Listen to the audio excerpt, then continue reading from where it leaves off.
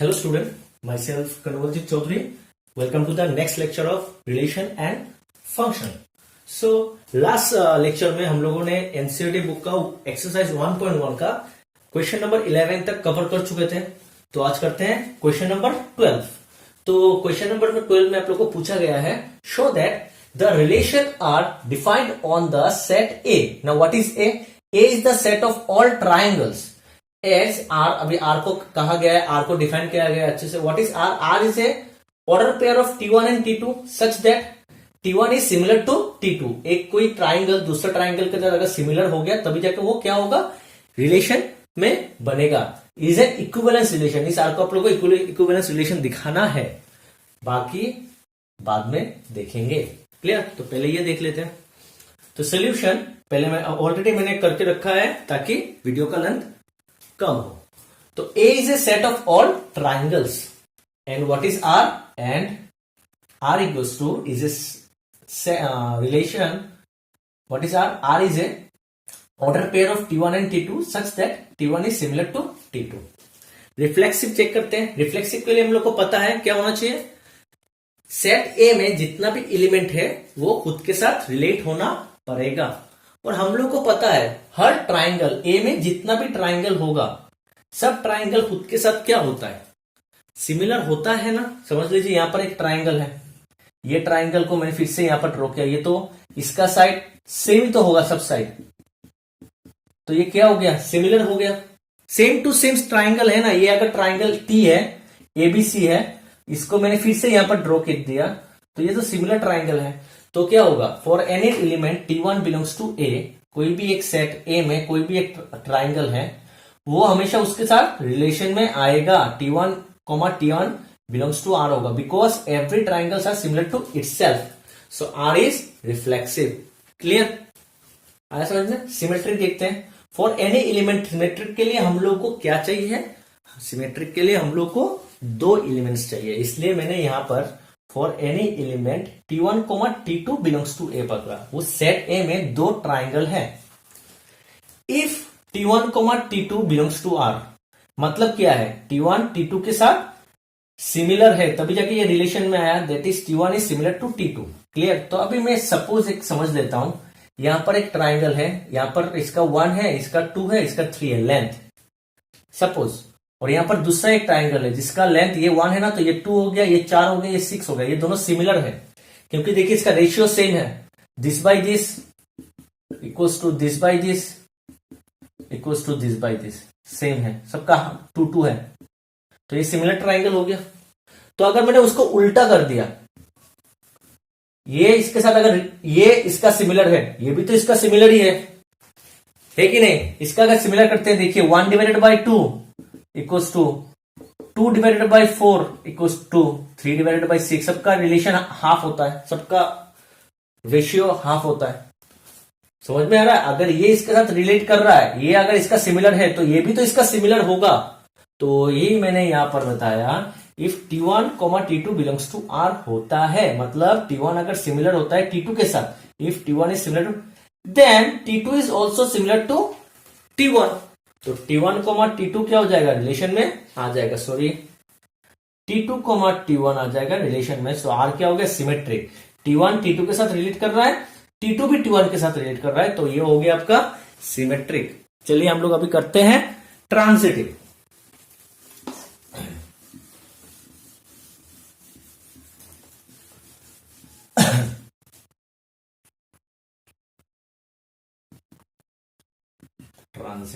Transitive के लिए हम लोग को 3 एलिमेंट्स चाहिए।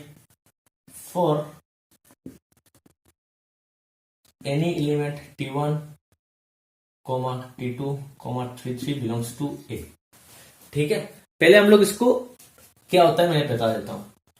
If T1, T2 belongs to R and T2, T3 belongs to R, जिससे खत्म हुआ, T2 से खत्म हुआ, T2 से स्टार्ट हो गया। समझ में आ रहा है?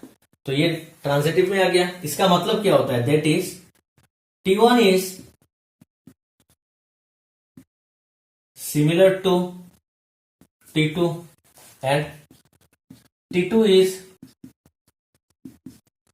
Similar to T3। देखिए T1 T2 का सिमिलर है और वही T2 फिर से T3 का सिमिलर है, तो T1 तो T3 का सिमिलर होगा ही। पता है ना, ये तो सिंपल नॉलेज है, सबको पता है। अगर फिर भी आपको डाउट है मैं बता देता हूं। समझ लीजिए यहां पर एक ट्राइंगल है आप लोगों का, यहाँ का 1 है, इसका 2 है, इसका 3 है, ये T1 है। लेंथ यहाँ पर दूसरा एक ट्राइंगल है, ये आपका 2 है, ये आपका 3 है, ये आपका 2 है, ये आपका 4 है, ये आपका 6 है। क्लियर आ रहा है समझ में? अभी और एक ट्राइंगल है कुछ, ठीक है। 6 ये आपका ट्राइंगल है। तो देखिए ये आपका T2 है और ये आपका T3 है। ये आपका T3 T2 एंड ये आपका T1 है। सपोज ऐसा कुछ है, ये इसके साथ रिलेट हो रहा है। देखिए T1 क्योंकि 4 divided by 2 is equal to 8 divided by 4 is equal to 12 divided by 6। सबका रेशियो कितना होता है? सबका रेशियो 2 है, सबका रेशियो 2 है, ठीक है। The ratio of corresponding sides are same. तो ये क्या हो गया?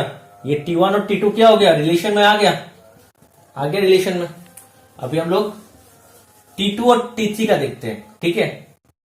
2/1 4/2 एंड 6/3। देखिए ये भी आ गया, सबका 2 है। तो ये और ये भी क्या है? सब रेशियो क्या है? कॉरस्पॉन्डिंग साइड का हर रेशियो क्या होता है? सेम है। तो ये भी क्या आ गया आपका? रिलेशन में आ गया, सिमिलर है। तो T1 T2 आपका रिलेशन में आ रहा है और T2 और T3 आपका रिलेशन में आ रहा है। जिससे खत्म हुआ उसी से स्टार्ट हुआ, तो आपको T1 और T3 भी आना चाहिए, आना चाहिए। यस चाहिए ना? तो तुम लोग चेक करना है, चेक कर लेते हैं। ये आपका T1 और T3 4/1 8/2 12/3। देखो सबका 4 है, सबका 4 है। तो ये भी क्या है? कोरस्पॉन्डिंग साइड्स का रेशियो सेम है, मतलब ये भी क्या है? सिमिलर है। तो आया समझ में? तो हो गया ना। मतलब देखिए सिंपल है। T1 अगर T2 के साथ सिमिलर होगा एंड T2 अगर T3 के साथ सिमिलर होगा, ये भी इसके साथ सिमिलर है और वही एंगल दूसरा एक ट्राइंगल के साथ सिमिलर है। एक ट्राइंगल T2 के साथ सिमिलर है और वही T2 ट्राइंगल दूसरा एक तीसरा एक ट्राइंगल के साथ सिमिलर है। तो T1 और T3 तो हो गए। Then T1 is also similar to T3. So therefore T1 comma T3 belongs to R. So therefore R is transitive. So therefore R reflexive भी हुआ, सिमेट्रिक भी हुआ और ट्रांजिटिव हुआ। R is equivalence relation. Clear? अभी हम लोग check करते हैं ये वाला, ठीक है। यहां तक हो गया। Consider 3 right angle triangle. 3 right angle triangle है। T1 with side 3 4 5, T2 with 5 12 and 13 and T3 with 6 8 and 10. Which triangles among T1 T2 and 3T are related? मतलब कौन किसके साथ रिलेट करेगा? रिलेट कब करता है? जब वो सिमिलर होता है।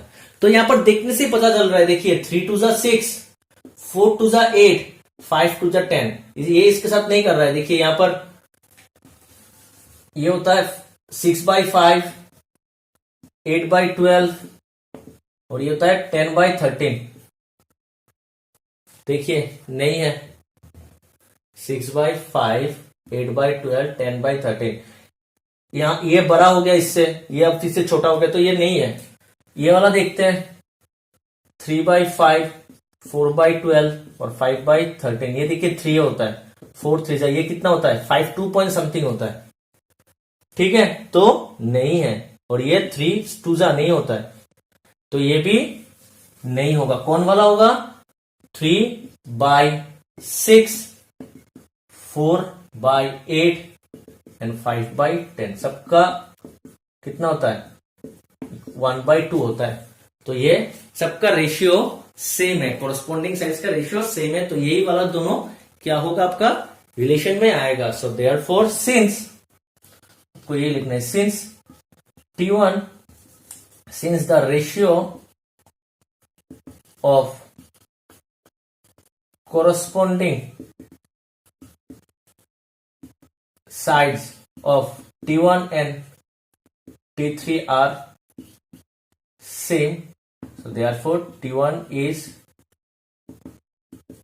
similar to T3, so therefore T1 comma T1 is related to T3. Clear? आया समझ में? तो चलिए करते हैं हम लोग question number 13. So student, question number 13 में पूछा गया है, show that the relation R defined on the set A. Now what is A? A is a set of all polygon, जितने भी पॉलीगन है, 2 side, 3 side polygon, 4 side polygon, 5 side polygon, जो भी है आप लोगों का, पेंटागन, हेक्सागन, ट्राइंगल, क्वाड्रिलेटरल, जो भी है. As R equals to, now what is R? R is a relation between two order pairs, a set of order pairs, the related relation between P1 and P2, such that P1 and P2 have same number of sides. वो relation में कब आएंगे P1 और P2? जब दोनों में same number of side होगा. Is an equivalence relation proof करना है. तो सेकंड पार्ट हम लोग बाद में देखेंगे, ठीक है. तो what is A? A is a set of all polygons. और R क्या है? R is a set of order pairs P1 and P2 such that P1 and P2 have same number of sides. Clear? करते हैं. Reflexive क्या होना चाहिए? Reflexive हम लोग को ए में जितना भी एलिमेंट है ना, what is A? A is a set of polygons. उसमें बहुत सारा पॉलीगॉन्स है, तो उस पॉलीगॉन्स में जितना सारा एलिमेंट है वो खुद के साथ रिलेट करना पड़ेगा. यहां पर प्रॉपर्टी क्या है? सेम नंबर ऑफ, रिलेशन का प्रॉपर्टी क्या है? सेम नंबर ऑफ साइड होना पड़ेगा. इस सेट ए में कोई भी एक पॉलीगॉन समझ लो, शायद वो क्वाड्रिलेटरल है, उसी क्वाड्रिलेटरल को हम लोग अगर यहां पर ड्रॉ करते हैं तो दोनों में तो 4 ही साइड होगा ना. ठीक है, समझ लो ये P1 एक ट्राइंगल है, उसी ट्राइंगल को फिर से हम लोग यहां पर ड्रॉ करते हैं तो 3 ही तो साइड होगा, सेम नंबर ऑफ साइड होगा ना. एक कोई भी एक फिगर, उसी फिगर के साथ, एक फिगर में 3 साइड है, दूसरे फिगर में अगर इसको ड्रॉ किया 4 साइड हो जाएगा? नहीं, same he number of side same रहेगा. तो इसलिए P1 P1 रिलेशन में आएगा तो वो रिफ्लेक्सिव होगा. So P1 has same number of sides with P1. Symmetric for any element P1 P2. For example के लिए मैंने P1 और P2 लिया. Is belongs to A. Set A में कोई 2 एलिमेंट चाहिए, 2 एलिमेंट चाहिए सिमेट्रिक के लिए, ले लिए. इफ P1 P2 रिलेशन में आया, P1 P2 रिलेशन में आया मतलब क्या होता है? P1 और P2 same number of side है उसमें. तो सपोज समझ लेते हैं, एक आपका स्क्वायर है और एक आपका पैरेललोग्राम है. इसमें भी 4, ये आपका P1, ये आपका P2, इसमें भी 4, इसमें भी 4. समझ में? सब में 4 है. अगर इसको मैंने यहां पर ड्रॉ किया और इसको मैंने अगर यहां पर ड्रॉ किया तो क्या नंबर ऑफ साइड चेंज हो जाएगा? नहीं, इसमें भी 4 है, इसमें भी 4 है. तो इसमें अगर 4 है, अगर नंबर ऑफ साइड सेम है, उल्टा करने से भी नंबर ऑफ साइड सेम रहता है. अगर ऐसे देखेंगे तब भी 4, अगर ऐसे देखेंगे तब भी 4. Then P2 has same number of sides that P1 has. So therefore P2 P1 भी क्या हो जाएगा? आपका रिलेशन में आ जाएगा. तो ये क्या हो गया? आपका सिमेट्रिक हो गया. तो अभी चेक करते हैं हम लोग, क्या transitive.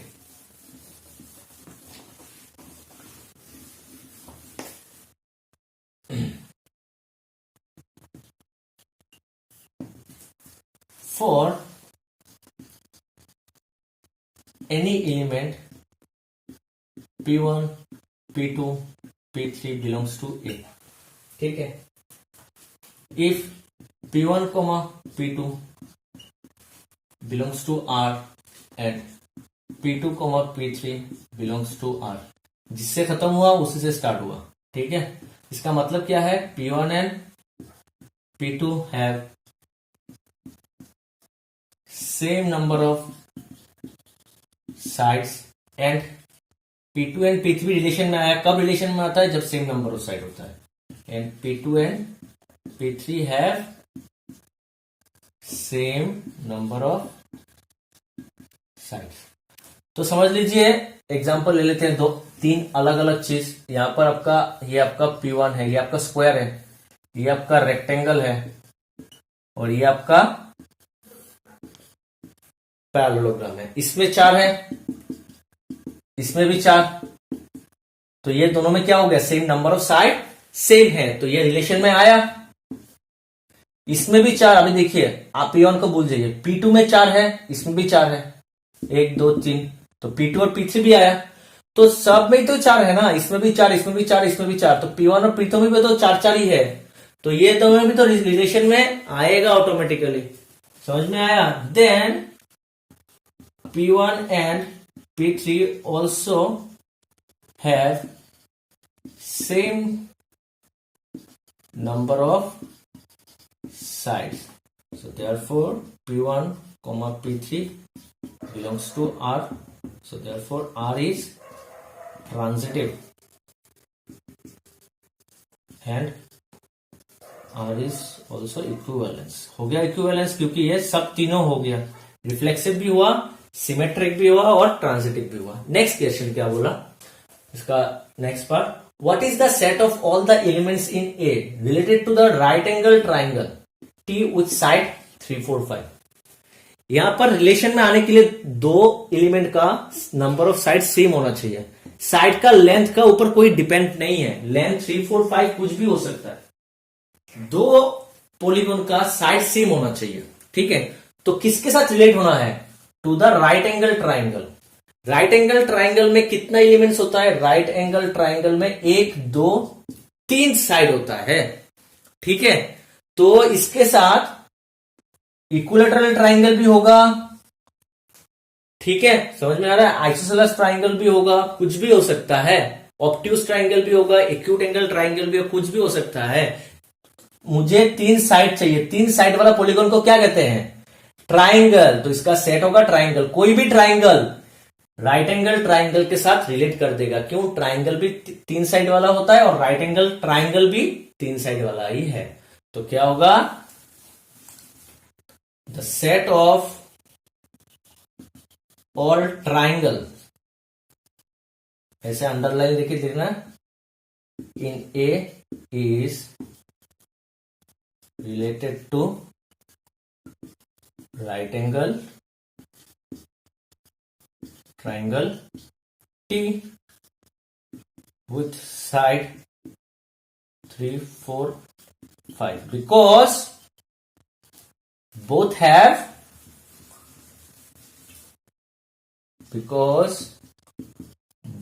have three sides। Clear हो गया? तो चलिए हम लोग करते हैं question number 14। So student, question number 14 है, let L with the set of all lines in XY plane. ये समझ लो आपका X एक्सिस, ये आपका Y एक्सिस। समझ में आ रहा है? ये आपका X और ये आपका Y, तो ये क्या बन गया आपका XY प्लेन। ये आपका बोर्ड जो है, व्हाइट बोर्ड, ये आपका XY प्लेन है। तो यहां पर बहुत सारा लाइन होगा आपका, ऐसा बहुत सारा आपका लाइन होगा। ठीक है, तो सब लाइन का एक सेट अगर हम लोग ले लेंगे, इसको L1 L2 L3 करके सबको नाम देके, अगर L1 L2 करके बहुत सारा एक लाइन्स होगा, सबको अगर कलेक्ट करके कर्ली ब्रैकेट के अंदर लेके अगर उसको एक नाम दे देंगे, तो ये होगा आपका L सेट।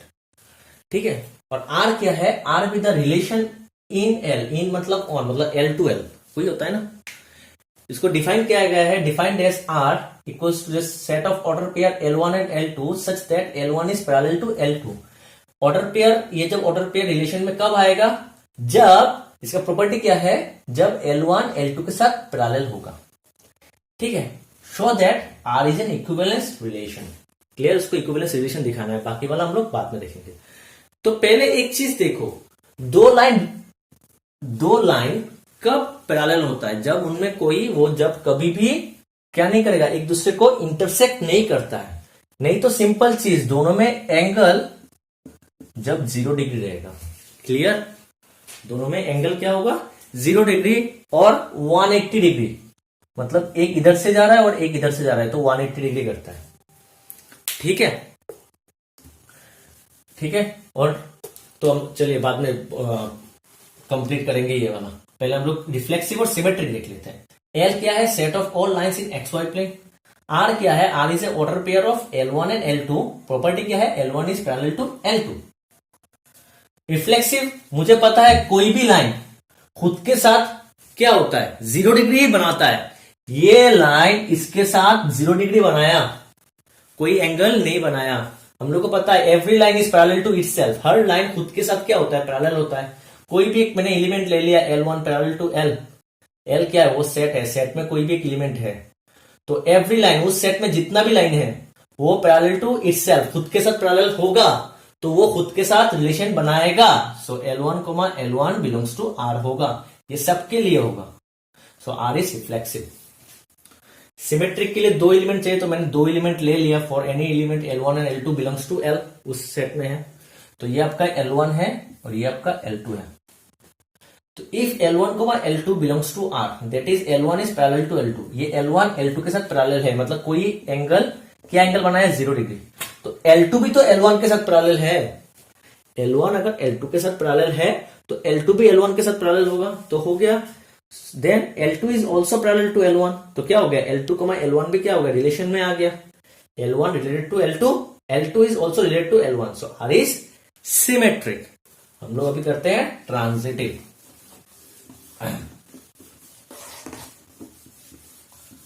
ट्रांजिटिव में क्या होगा, ये देखिए L3,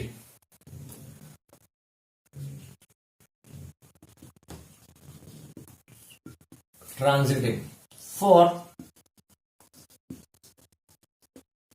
any element L1 L2 L3 belongs to L, ये कोई तीन एलिमेंट है उस सेट में। If L1 L2 belongs to R and L2 L3 belongs to R, अगर ये दो ऑर्डर पेयर R में आता है, रिलेशन में आता है, L2 से खत्म हुआ, L2 से स्टार्ट हुआ, L2 से खत्म हुआ, L2 से स्टार्ट हुआ, तो हम लोग को क्या देखना है, ये आता है कि नहीं, L1 और L3। पहले इसका मतलब लिख लेते हैं, दैट इज L1 इज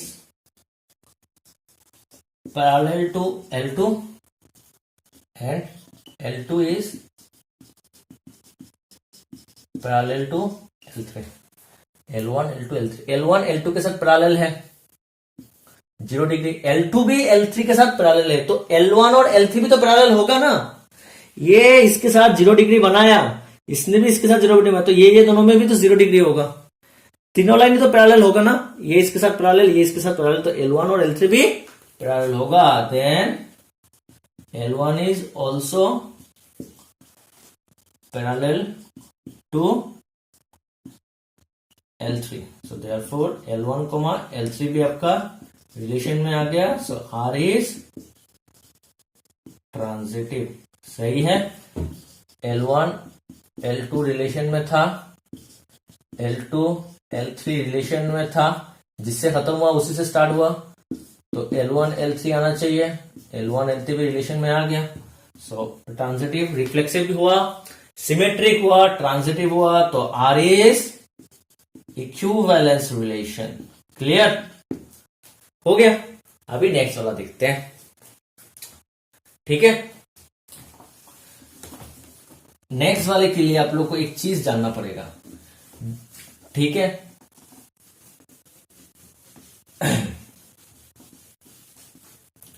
कोई भी एक प्लेन में समझ लीजिए एक लाइन है, क्लियर, ये दो लाइन पैरेलल है, तो पैरेलल कब होगा, समझ लीजिए इसने इस दोनों के लाइन में, ये दोनों के लाइन में 0 डिग्री है, 0 डिग्री नहीं तो ऐसे भी बोल सकते हैं, इसने 30 डिग्री बनाया, यहां पर भी इसने 30 डिग्री बनाया, ठीक है। तो हम लोग को पता है एक लाइन, कोई भी एक लाइन पॉजिटिव एक्स एक्सिस के साथ, पॉजिटिव एक्सिस के साथ जितना एंगल बनाता है, उस एंगल का टेंजेंट को हम लोग क्या कहते हैं, स्लोप कहते हैं। Tangent of trigonometrical tangent of the angle made by the line with positive x axis is called slope। तो इसका अगर एंगल 30 है तो इसका होगा tan 30 स्लोप, इसका भी होगा tan 30, दोनों का स्लोप सेम होने से ये लाइन दोनों क्या हो जाएगा, पैरेलल हो जाएगा। क्लास 11 में हम लोग ने यही पढ़ा था, और स्लोप का हम लोग ने स्मॉल m से डिनोट करते हैं, ठीक है। याद आया फर्स्ट ईयर का ये नॉलेज, तो वही हम लोग यहां पर यूज करेंगे। देखिए यहां पर कहा find the set of lines related to the line this, तो गिवन लाइन क्या है, given line is y equals to twice x plus 4. So therefore slope is y equals to, याद आया, y equals to mx plus c. Slope intercept form, इसको कहते हैं slope, m को और c को कहते हैं इंटरसेप्ट, y इंटरसेप्ट, याद आया। तो ये हो गया ना स्लोप इंटरसेप्ट फॉर्म। तो इसका स्लोप कितना है m, तो इसका स्लोप कितना होगा y equals to m 2। Clear. तो इसका स्लोप कितना है 2। तो ये एक लाइन है, तो इसका पैरेलल जो भी लाइन होगा उसका भी, अगर इसका स्लोप 2 है तो दूसरा लाइन जो पैरेलल होगा इस लाइन के साथ उसका भी स्लोप 2 होना चाहिए। Because if two lines are parallel then they have same slope. याद है, अगर दो लाइन m1 और m2 का, दो लाइन का स्लोप अगर m1 एंड m2 है, ठीक है, अगर वो दोनों लाइन इक्वल होता है, दोनों लाइन पैरेलल होता है, if two lines are parallel having slopes m1 and m2 then क्या होता है m1 इक्वल्स टू m2। याद आया। तो ये दोनों लाइन अगर इक्वल होगा तो दोनों का स्लोप्स भी सेम होना चाहिए, ठीक है। So therefore parallel lines,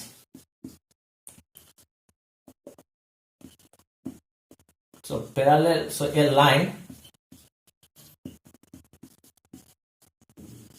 parallel to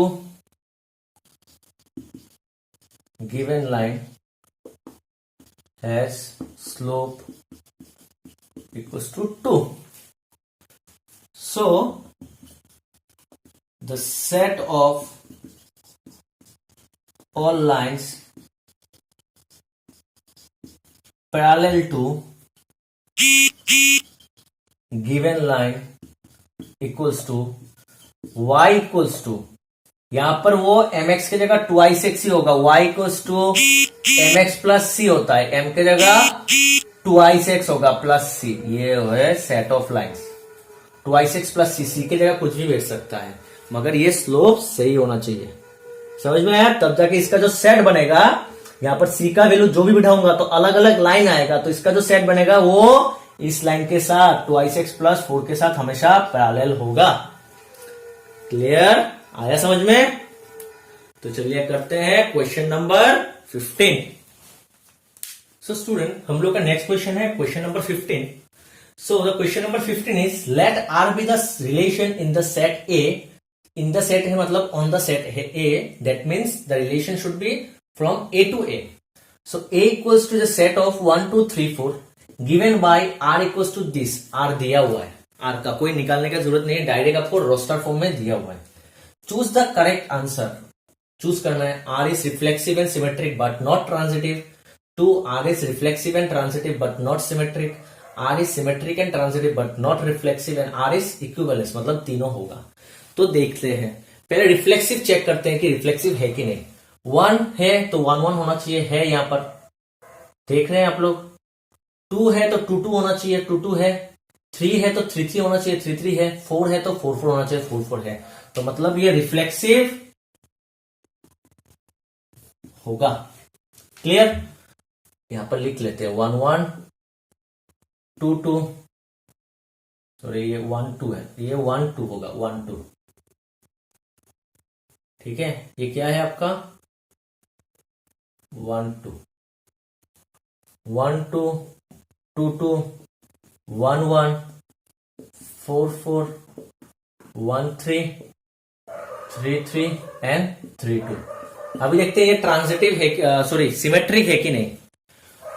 2 2 का उल्टा 2 2 होता है, 1 1 का उल्टा 1 1 होता है, 4 4 का उल्टा 4 4 होता है, 3 3 का उल्टा 3 3 होता है। देखिए 3 2 का उल्टा 2 3 नहीं है, यहां पर है क्या, नहीं है। समझ में आया। हियर ऐसे लिख सकते हो, here 3 2 belongs to R but 2 3 not belongs to R. So therefore R is not symmetric. Clear, समझ में आया। तो क्या ये सिमेट्रिक नहीं है। क्लियर। तो अभी देखते हैं ट्रांजिटिव। ट्रांजिटिव के लिए बहुत कुछ चेक करना पड़ेगा, चेक करते हैं। तो देखिए पहले यहां पर 2 से खत्म हुआ। ट्रांजिटिव क्या होता है, जिससे खत्म हुआ उससे कुछ स्टार्ट हुआ कि नहीं देखना पड़ता है ना, चेक करना पड़ता है।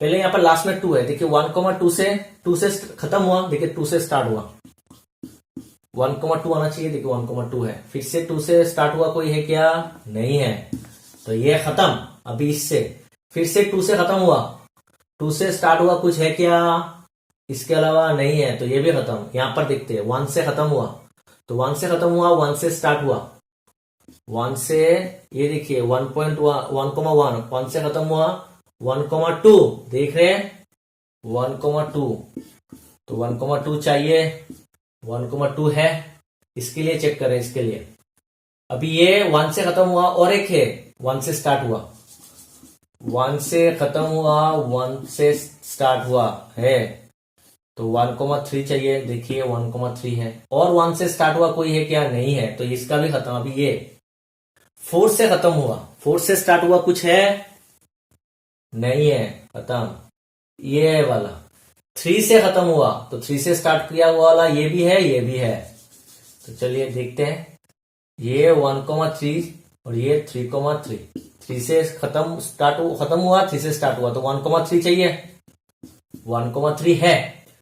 अभी ये वाला भी है 1,3, 3 से खत्म हुआ, 3,2, 3 से स्टार्ट हुआ, तो 1,2 चाहिए, 1,2 है क्या, हाँ 1,2 है, तो ये खत्म, ये भी है। अभी ये 3 से खत्म हुआ, 3 से खत्म हुआ, 3 से स्टार्ट हुआ है क्या, सिर्फ एक ही है, ये वाला, इसके साथ करना पड़ेगा, चेक करते हैं, 3,3, 3,2 क्या चाहिए, 3,2 है, और 3 से स्टार्ट हुआ कोई है क्या, नहीं। अभी इसके लिए चेक करते हैं, 2 से खत्म हुआ, 2 से खत्म हुआ, 2 से स्टार्ट हुआ कोई है क्या, हाँ ये वाला है, 3,2 और 2,2, ये खत्म हो गया, तो क्या चाहिए, 3,2, 3,2 है, तो इसके लिए भी है, मतलब सबके लिए ट्रांजिटिव हो रहा है, तो ये क्या होगा, ट्रांजिटिव होगा। तो क्या क्या आया, reflexive and transitive but not symmetric, तो ये आपका कौन सा वाला होगा, answer 2 is right. R is reflexive and transitive but not symmetric, clear. तो करते हैं क्वेश्चन नंबर 16। 16 में पूछा गया है, R is the relation, R is the, let R be the relation in the set N, in the set मतलब on the set N, N का मतलब होता है natural set to natural set, natural set कहां से start होता है, 1 से, किससे, 1 से, 1 2 3 4 5 6 ऐसा चल रहा है, इधर भी ये नेचुरल सेट, ये भी आपका नेचुरल सेट, यहां पर रिलेशन रहेगा 1 2 3 4 5 6। What is R? R is the set of order pair A, B such that A equals to B minus 2, क्या होगा, B minus 2, और B का वैल्यू क्या होगा, ग्रेटर देन 6, आया समझ में, B का वैल्यू क्या होगा आपका, ग्रेटर देन 6 होगा। तो बोला चूज द करेक्ट आंसर, यहां पर कौन कौन सा एलिमेंट R पे मौजूद रहेगा, प्रेजेंट रहेगा, तो देख लेते हैं, बहुत सिंपल है, ये A, B, A का वैल्यू 2 बिठाओ, यहां पर 2 बिठाओ, तो B का वैल्यू कितना आता है, 4 आया, तो A का वैल्यू 2 बिठाने से B का वैल्यू 4 आया, तो ये रिलेशन में आएगा, बट B का वैल्यू कितना है, यहां पर B का वैल्यू आपका 4 आया, मगर यहां पर क्या बोला, B का वैल्यू ग्रेटर देन 6 आना चाहिए, तो ये रिलेशन में नहीं होगा, तो ये नहीं होगा। ये वाला देखते हैं, A का वैल्यू 3 बोला, A का वैल्यू 3 बोलने से B का वैल्यू कितना आता है, 5, तो B का वैल्यू 5 नहीं है और B का वैल्यू 6 भी नहीं है, तो ये रिलेशन में नहीं होगा, तो ये भी नहीं हुआ। नेक्स्ट वाला देखते हैं 6,8, A equals to B minus 2, A का वैल्यू 6, B माइनस 2, तो B का वैल्यू क्या होगा, 6 माइनस 2 जगह प्लस 2 मतलब 8, तो B का वैल्यू 8, देखिए B का वैल्यू 8 है, A का वैल्यू 6 होगा, तो B का वैल्यू 8 आया, और B का वैल्यू 6 से बड़ा भी है, ये B का वैल्यू 6 है, तो ये रिलेशन में आएगा, तो ये हो रहा है।